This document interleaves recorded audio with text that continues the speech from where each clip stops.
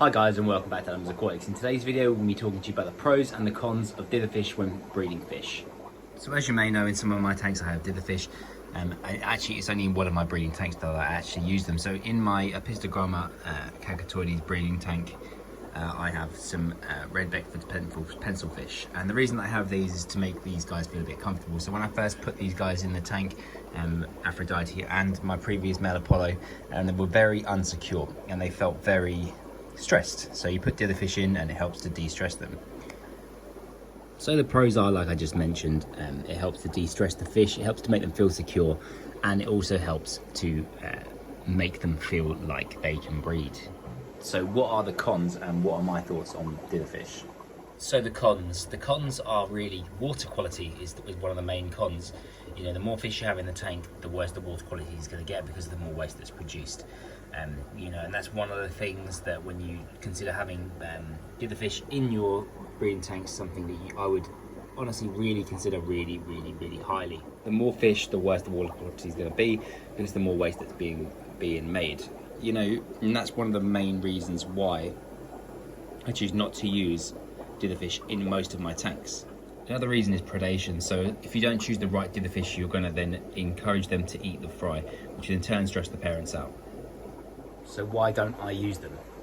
The main reason, like I previously mentioned, is obviously water quality, and I want to make sure that the water quality in these tanks is pristine for as long as humanly possible. So if I put more fish in these tanks, then I would have to do more frequent water changes, and that's just something that I'm not willing or prepared to do. You know, I do 2 a week already as it is. If I was to put more fish in these tanks, then I'd have to do more.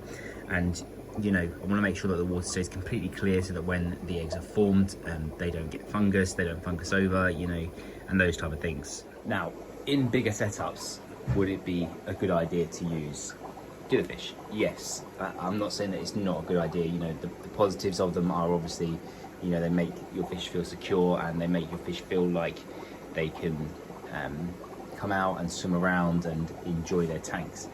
You know, so there is obviously real high positives when it comes to these types of fish.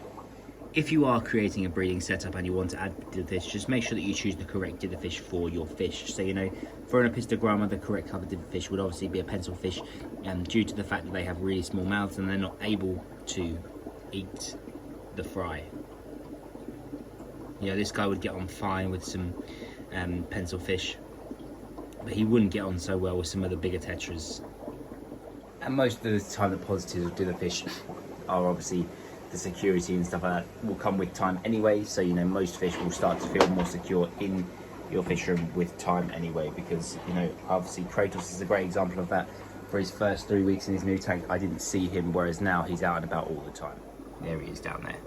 You see, it only took time rather than, you know, putting extra fish in this tank. Extra fish which would have added extra bioload to this tank, which would have in turn made the water quality worse for him.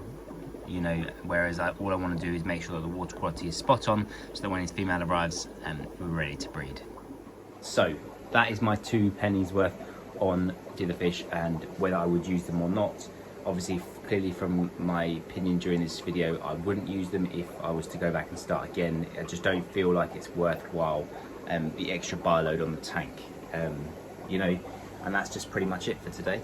If you like this video, make sure you like and subscribe. Follow me on Instagram at adams.aquatics, and I'll see you Tuesday for another vlog style video.